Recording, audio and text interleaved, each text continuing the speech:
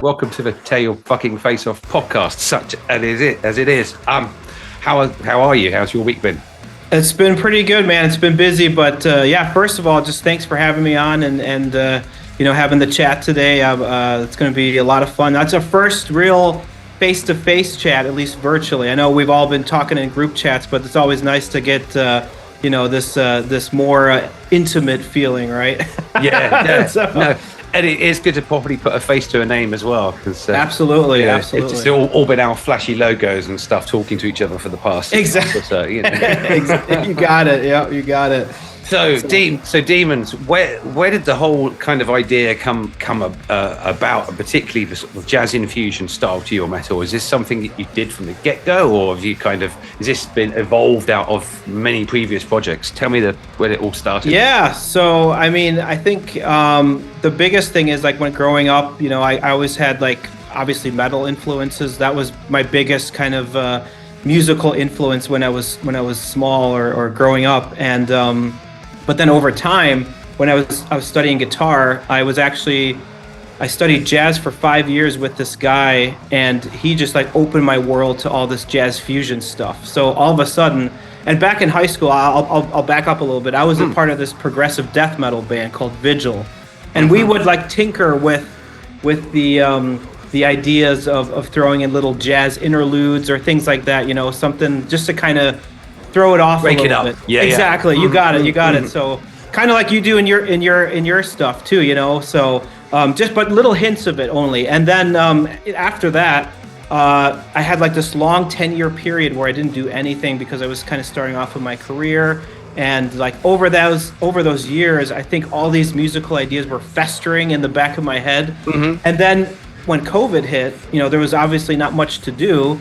So I was like, finally, I'll rip the Band-Aid off and learn how to use a Pro Tools or DAW or whatever. And then I was like, I could just record everything myself. And then I just went full on steam, mixing the influences that I had from back then. I think I've talked a little bit. Frank Zappa was a big influence for me, and he was a master of just moving and shifting from one genre to the next within one song. Yes. So it all kind of just came from that, mixed with my death metal, progressive metal background. And I'm like, oh, what the hell? There are bands that do that, but I'm just trying to lean in more on the jazz in some areas. So that's kind of where it all started. Yeah, so I came across you, I think it was via the kind of reaction review side of things on YouTube, and it was your album Corporate Reality. Is it? Yep. Well, what's the French addendum to it? Is it Una folie de partage par uno or something like that? Yes, you got it. Yep, exactly. The madness of one. Yeah, exactly. Which was an absolute great subheading for the album, considering it was entirely your project. And that's fair, yeah. But the madness of one spoke through. But I just wanted to roll back on something you said. You said you spent 5 years with some dude learning jazz. I mean, how did that come about? And who was this individual? And what was the whole? Because that's not. It's like being perhaps when people go to you see in the films, they go to the sort of up the mountains in China and spend 5 years with a sensei learning extreme kung fu. This was your version of that, wasn't it? Kind of. Yeah. So I think back, this was back in high school. So my parents were looking for, because I was doing like your standard, I was born and raised in Germany. So I started actually learning classical there for the first 2 years. And that was kind of my introduction into guitar playing. But I always wanted to play like metal music. But then when I moved over to the States, I was taking lessons with a couple of people, and I was learning like kind of the basic, your rock, whatever, just kind of standard stuff. And then my folks were always like, I want you to learn how to read sheet music. I want you to learn how to read the notes, So they're like, well, they found this guy in Ann Arbor, which is here in Michigan. It's a college city here. And they got me in. I had to audition for the guy. And I guess I was good enough to get in, and then from there, it was just kind of like learning the sheet music, and then also studying the jazz components as well, and whatever else was kind of happening. So that's kind of how that kicked off. Okay. Yep. So it's kind of driven by my folks more than me, but I was, We want you to be a good musician. We want you to be able to classical, jazz, get away. We don't want those posters in the bedroom. Come on, you need to take this seriously. Yeah. But they were there, man. They were all over. My whole bedroom was like your wall. So yeah, for sure. Yes, no parents. So this is what happens when you're parentless. You turn into a 40-year-old man, and you still have a child's bedroom. That's all right. No, I love it though. It's awesome. I love the vibe in there, especially with the lights you got and everything. Oh, do you know what? It is really nice in the evening. I find it relaxing. Some people think I'm a serial killer, and it's like a horror movie. Other people find it really cool, and it's a good way of filtering out whether someone's staying the night or not. Yeah, you can immediately catch the vibe. Like I'm not feeling, or I'm all in. You know. Okay. Yeah. You're leaving with breakfast in the morning, and you're leaving in a box. Exactly. Yeah, exactly. You got it. Yep. Yeah, I mean, the only thing I got here is like my Alien Crossing sign here waiting. Okay, yeah. Who's the Coco judge? Oh, that's Conan O'Brien. So he was one of my, the late night show guys. So and that was back. Yeah. Oh, sorry. Go ahead. Yeah. And you have some amp kind of thing kicking around then. That's my digital amp, my Kemper amp that I use. I use that on the first record quite a bit. And then I have my guitars up here too. I moved into this office maybe this is my house, but this used to be a guest bedroom. But I'm like, no one ever stays here, so it's going to be my off. Exactly. Yeah. So I just transformed it, and now I have everything I need here. No guests, just Matt. No, that's all you need. No more guests. They're excluded from this house, at least in this room. That's so cool. Yep.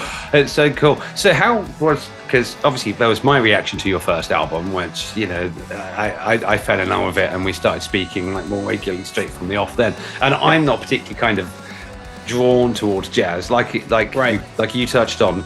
Used to use bits and on sort of filling just to give it a bit of weirdness and dynamic, or to like calm things the fuck down a little bit, add a bit of atmosphere, But jazz as I've always appreciated the playing and the musicianship, but every time I've seen proper jazz, I just find it like it's a bit wanky. It is. It gets a bit. You get overwhelmed by the technicalities, and then it goes on for 45 minutes too long. That was always always my view of it. But you then kind of brought it to life, and then now you've got this the second album. So is that just a natural progression from the first album, or what have you done kind of differently, or what did you learn from the first album that you've now thrown into the second? Streams of variation. Sure, yeah. So the first record, it was a pretty massive undertaking because it was a concept album. So I really kind of went in with kind of I had to have a certain flow, because I did have a purely jazz song on that record, but that was my really only kind of touch into the jazz on that first record. So because it was a concept album and I wanted to have a good flow from song to song, I couldn't really play with the dynamics of the jazz too much. I could have, but I just didn't feel like it would have fit as well.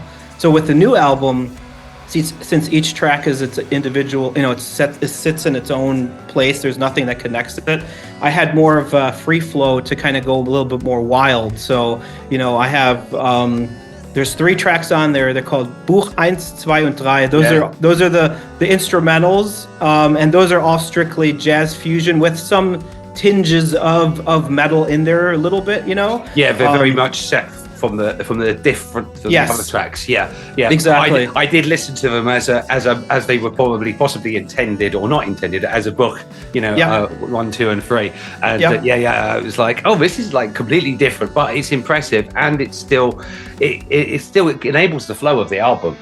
Right. That's actually, it kind of was perfect because, like you said, in jazz, there can be times where it just wanks on way too long and, stuff like that. And I'm probably guilty of it, too, because I have nobody telling me here, hey, please stop. No more jazz. Stop. Exactly.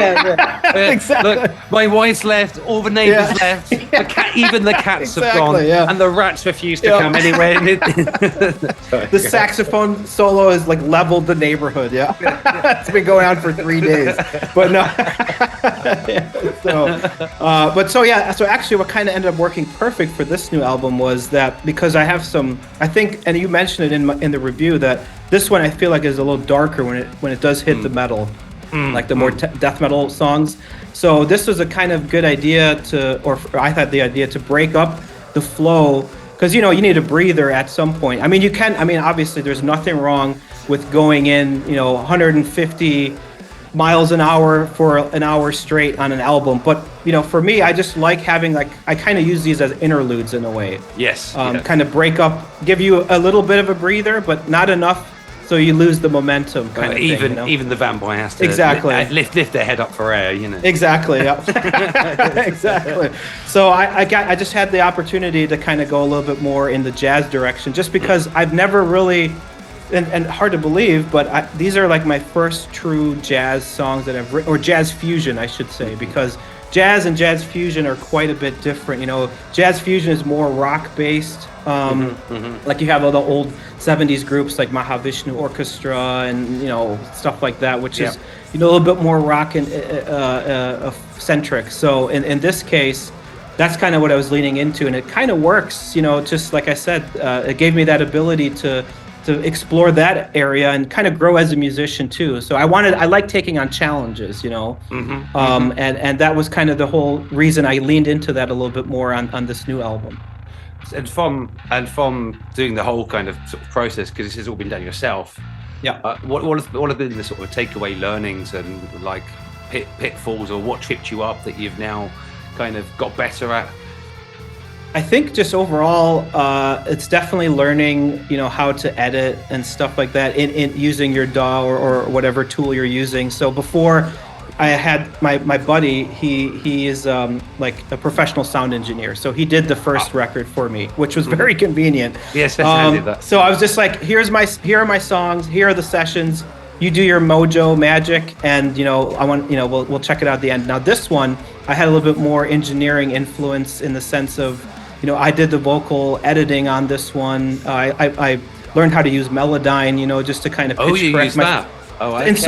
In some cases, right? So if I'm a little flat or or a little sharp, I can kind of help adjust it in some areas, because it's absolutely. When I said, you use Melodyne, that wasn't like, okay, you're absolutely shite and you're using Melodyne. Right. No, what it is that I've looked at it and I've looked at the cost of it, and it's you had to get it. Well, luckily I got it on like one of those Black Friday sales or something, so I got it for like half the price. So I'm like, I can't sleep on this because this is so essential now, and that's especially with the new record, there's so much more singing on it too. I think as a vocalist too, I was becoming a little bit more ambitious and doing more singing and more higher pitches and things like that. So the range was a little more extended. So in those cases, for certain songs, it's just like, man, I need a little extra help. Is it as good as it's kind of sort of marketed? There's three different versions of it, and I have the one in the middle. Yeah, and there's sort of premium. Then it's like, then sell your soul. Then it's like, sell your soul, remortgage all your assets. Exactly. So I went for the middle one, which you can kind of help like correct your pitch. You can obviously change the notes and stuff, and there's a lot of other cool things too, which are to help with, like, if you have a guitar part you record, you can actually copy and paste that as MIDI, and then it transforms what you wrote on guitar into a synth part or whatever, or however you want to do it, or just to figure out what the notes are. It's very helpful. So how if you want to harmonize something, you can figure it out really easy. In jazz, there's a fuckload of notes. So much. Exactly. Exactly. So it was kind of convenient from those aspects just to learn those types of things. So from like an engineering perspective, I think kind of evolved there for this new album. I had a lot more. I was a little more hands-on than the first one. So, and I like to learn that stuff because the more. And I'm sure you do everything yourself. So the more you can do, obviously the easier it is for you. So you don't have you can kind of tweak it to how you hear it exactly. You don't have to sit with someone for hours to be like, no, I like this more or this more. So I mean that's a good process too, because you kind of if someone's like, I don't know about this, and then you hear it and you're like, yeah, maybe you're right. There's good back and forth there, but also it's nice to kind of have it to how you will like to hear it. Mm-hmm. And then take it to someone, and then they'd be like, well, maybe do this and that. So there's plenty of positives that come out of that. Yeah. No. Cool. What kind of what have you had back from these albums from people, aside from sort of myself? How has it been received? I think pretty well. I know I sent it to a couple of my friends, so my stuff is kind of niche, so it's hard to. I don't even know what the audience is. It's. I try to go on Reddit and post it post a couple tracks in like the progressive metal subreddit or the jazz fusion subreddit, and overall I think people enjoy it. But I think it's hard to find an audience that just for that, that loves the metal just as much as they like the jazz. I think this is why you've kind of a nice fit for my label. Apologies for going on a bit of an advertising spin. The way I've kind of built it is we're all whilst it's extreme, and I do lend myself to the darkness and all that kind of stuff. Of course. But when I also refer to extreme, I mean it's like extreme ends of sort of talent and sound, and it's very hard to find like some of our artists, like yourself, that kind of style, because the keywords just aren't there for it yet. Absolutely. And things like jazz metal, that sounds too wishy-washy, and it's not exactly what it is.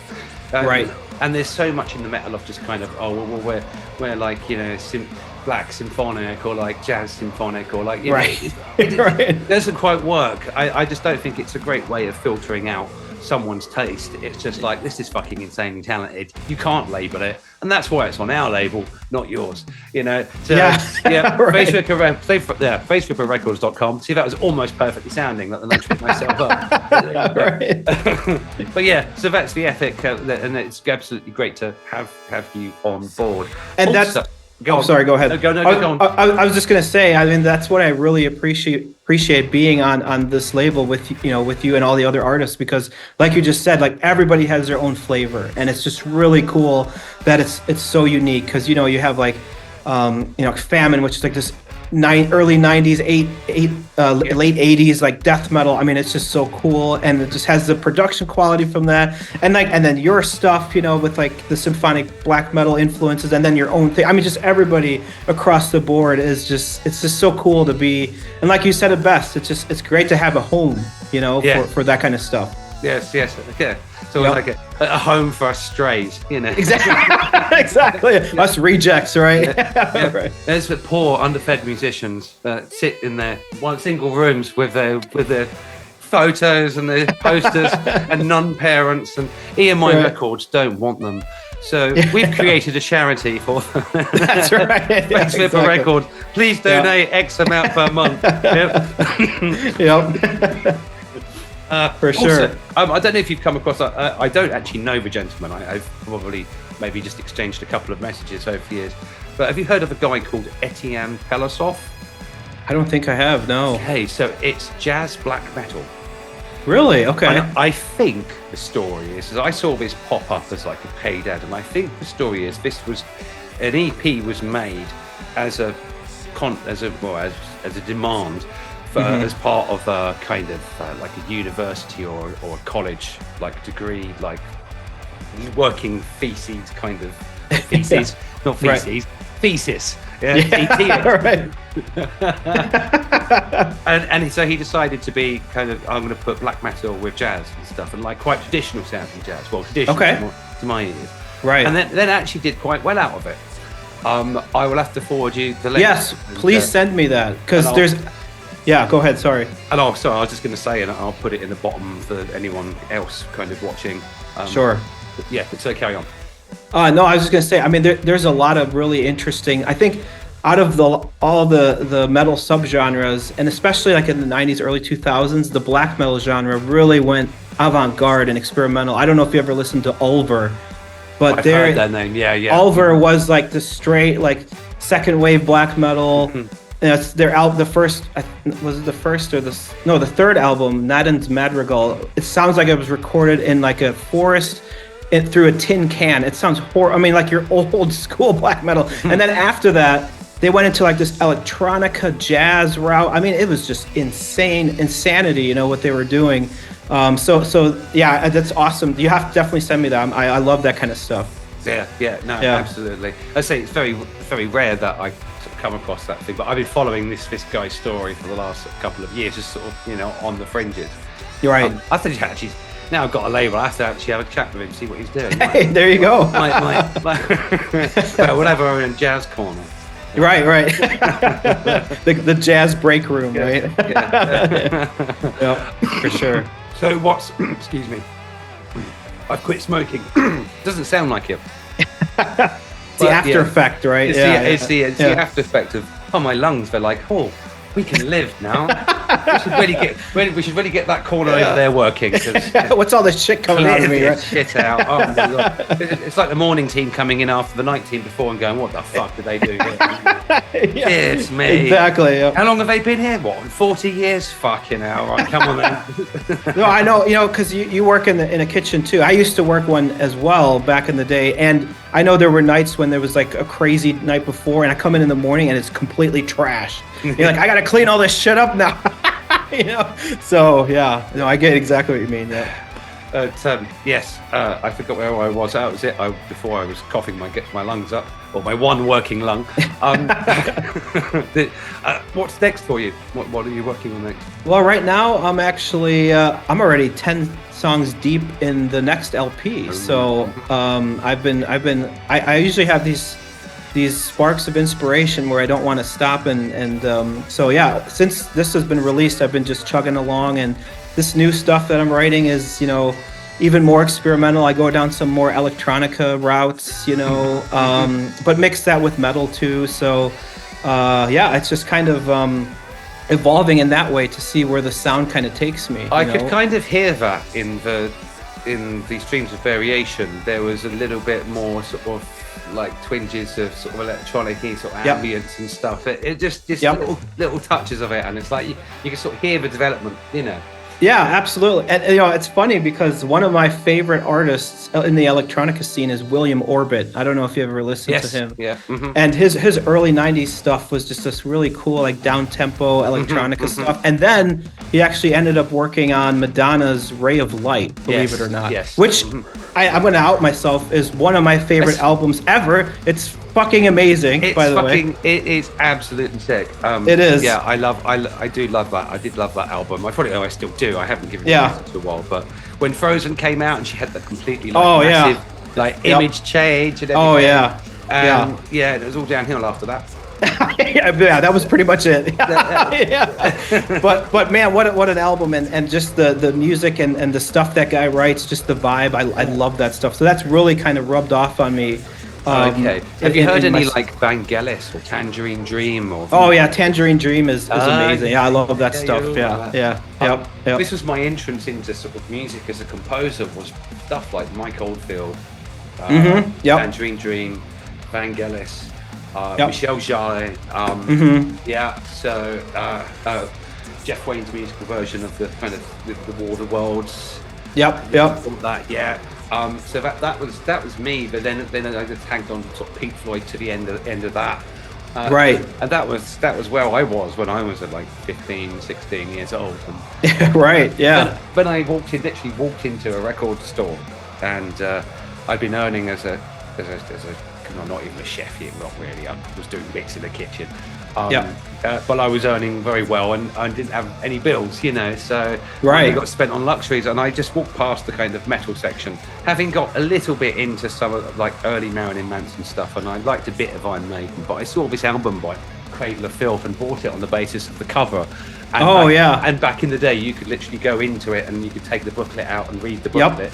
When general members of the public were trusted to behave themselves in shops. Long time ago, right? Yeah, long time ago. Yeah. A lot of businesses have closed down since then. Absolutely. And I bought it on the basis of that, and then that. And what an album too! The Cruelty and the Beast. I mean, that thing was like when that dropped, it was just like, holy shit, what is this? And you had Dimmu Borgir going on too, with at the same time with at the same kind of. Oh my god, that album is so good and so heavy. That was my second. That was my next purchase into V metal. Oh so man, you did the right way. Yeah, you did.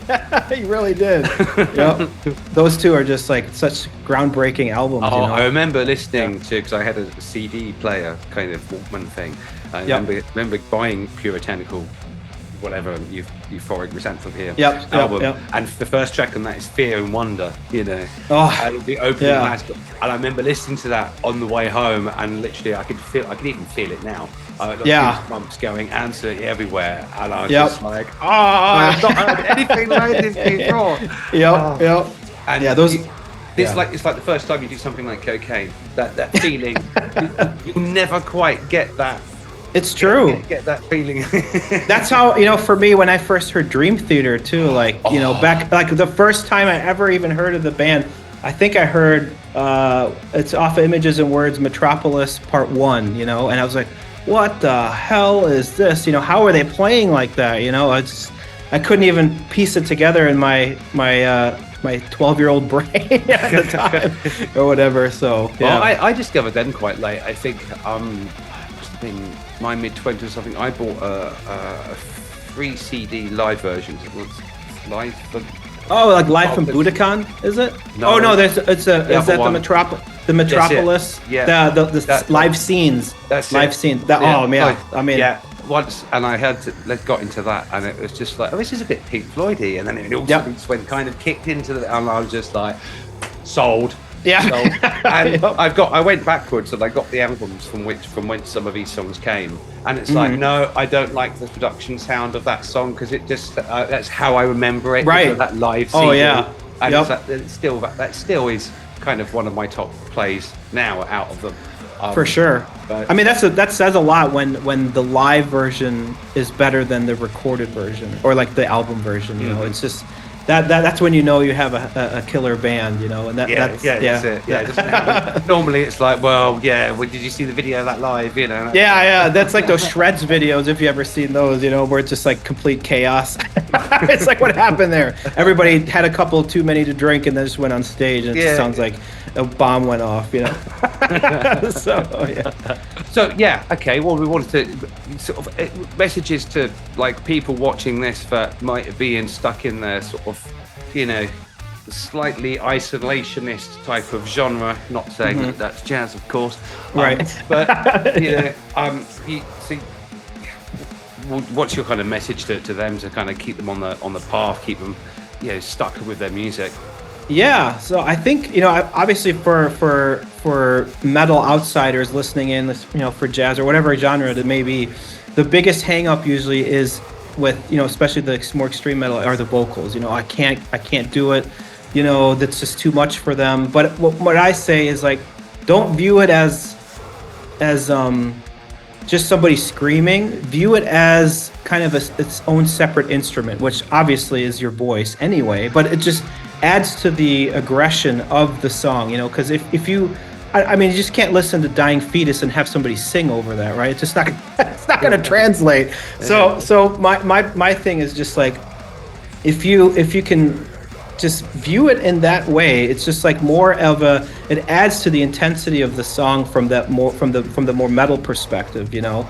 So view it as it just adds, it's just a compliment, it's complementary to the song in the fact that it elevates it to that next level, you know. I just think, and it just, if you put headphones on, that's usually what I would recommend for a lot of this stuff, is put headphones on, just kind of sit back and soak it in. Then you really, I think, you learn to appreciate it more, because you're part of you just kind of let go and go into the experience, because the music is what speaks. That's what I would say. And that's not just for the metal, it's also for the metal folks that don't like the jazz stuff, you know. So sit back and just kind of soak in the experience, because I think there are going to be bits and pieces that you are going to like, you know. And it's just kind of like try to open your mind in that way, because I'm very much always trying to find different genres to listen to, and there's a couple that I just can't really do, like country western music. That just doesn't work for me, but I appreciate what they're trying to do, you know. I mean, like, I can listen to it, but it's not my favorite thing. But my point is, I think just kind of try to look outside of your box that you've confined yourself in, because there's great stuff all over, and especially if the musicianship speaks for it, then I think that's a big sell, at least for me. But I'm also biased because I'm a musician, So I always look for that talent and that dedication. You can feel passion when someone's writing something, you know. So that's kind of, I guess, what I'm trying to say. I don't know, maybe that didn't translate all too well, and it's probably a cliche message, but it really is true. I mean, there's so much good music out there that's outside of and all the other different genres that, you know, that some people will never ever listen to, you know. And one example, and now I might be going off on a slight tangent, but right. I love Mike Patton, the singer from Faith No More or Mr. Bungle. Yeah. And he's one of my biggest influences, along with, you know, Zappa, because like, I mean, Zappa started it, and then I think Mike Patton is the new Frank Zappa, because he does everything. He's done, you know, late 50s Italian pop rock. He's done death metal stuff. He's done stuff, you know, I mean, across, just anything in between this guy has done. And it's just like, that's how you grow and evolve as a musician or a listener, I think, because you open those boundaries up. And when you remove those boundaries, it's really like, well, anything's possible. You know, there's no limits here. So it just kind of, I feel like I said, you miss out on so much if you don't do that. That would be my message. I totally agree with you. One, on the attitude towards vocals, then, because you know that I'm new to vocals, and it was the last thing that I did, and didn't want to do it the right way. Tried all the shortcuts and blah blah blah. Like, just, you know, one thing that I do is I'm quite close up to the mic and very quiet, because often I'm recording at 2 or 3 in the morning, and and that kind of spatial awareness, i.e. not to be screaming, actually makes me more relaxed into it, and I get some really nice tones out of it. Right. So, you know, and then with everything with headphones, every kind of reaction review I've done, I've always had headphones on. Because it's like maximum volume, cut out the distractions. I mean, I'm ADHD, so I'm easily distracted by anything. Right. But at the same time, I also like to be able to hyperfixate on stuff. So that's where these come in, because you literally just immerse yourself into it. And there's nothing that I don't particularly listen to or won't listen to, and just keep exploring. I think keep inquisitive. I think you find out more about your inner authenticity through your external inquisitiveness. Absolutely. I think absolutely agree. Yep. No, I think if you, like I said, like like for example, this morning I was listening to like Diggable Planets, which is just like late or early 90s jazz rap, you know. Okay. Mm-hmm. And it's just really, I mean, sure, it has jazz influences, but I mean, I don't stop because it has rapping or hip hop in it. I love that, you know, and just blending those genres. So anyone that blends stuff like that is, you know, hey, that's you evolving as a musician, you know.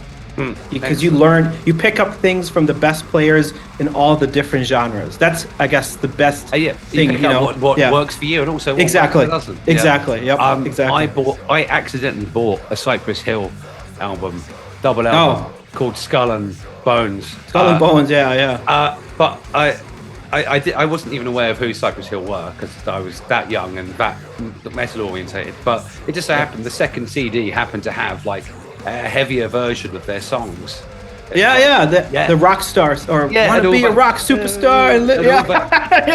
I remember. I love it, and I think I actually listened to that not about 2 months ago. I was explaining to someone else who's a Cypress Hill fan, who's like, "No, they never did metal, man." And I'm like, little do you know, right? For sure. Yeah. I had, and I don't know if it's legit or not. This has reminded me. I used to go through this like flea market type of place to buy some music, and when Slipknot first came out, I bought a Slipknot CD, and it was like freeform jazz, but with metal as well. And I lost it. I don't know, but I've never. Wasn't that the Mate Feed Repeat Kill album? I think it had like some jazz bits on it. That's like their old EP, I think. Right, so it was a real I think that's what it was. I had that. I don't know if that's worth anything these days, but it is. I think you could actually, if you still have that, I think that's worth quite a bit. I don't. That's a bummer. I lost it. Oh man, because that was with their first singer.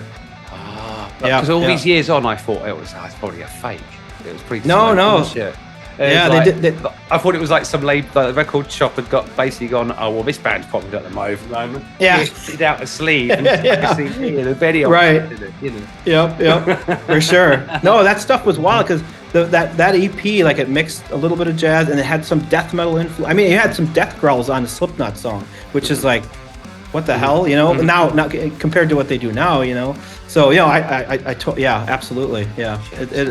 The things that pass us by, you know. Right? Yeah, no joke. The things we wish we could have kept hold of. Yeah, for sure. What's the one thing you wish you got hold of, but got rid of? Or have you been fortunate enough then never to fall in that trap? Yeah. I think. We've got 4 minutes left on the old. Yeah.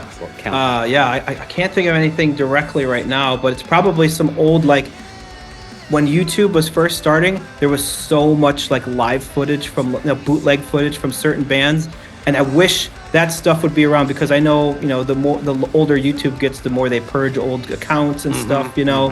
So a lot of that stuff I'm really nostalgic about, watching that old footage from some of the old, you know, whatever band it was that I was really into. Now, you know, I'd love to see that, or, you know, whatever, you know, it's kind of disappeared off the internet, you know. Yeah. So would it be even kind of legible now? Because you go back to the resolution on phone. Oh yeah, you go to like a 4:3 aspect ratio. You know? Yeah, it's like this. What I don't quite understand is like my memory of when video first came out on things like phones was that, oh my god, it's so clear and you can recognize everything.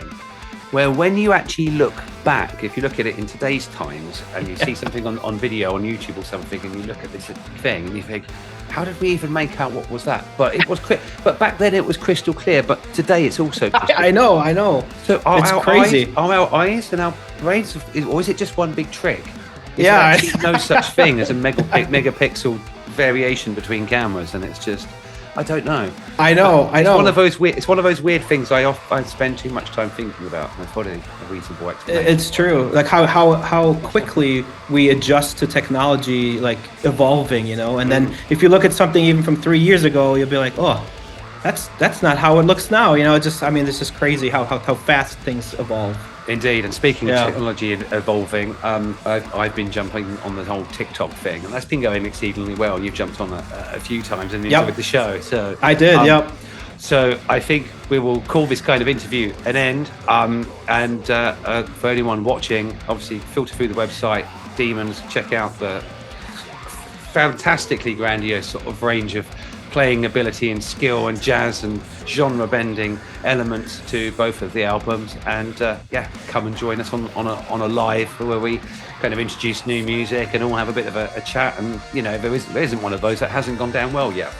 It's been quite fun. I didn't think I'd find myself on that particular platform, but you know, I know it took me a minute to figure out how everything works there too. It's like, how do I like this video?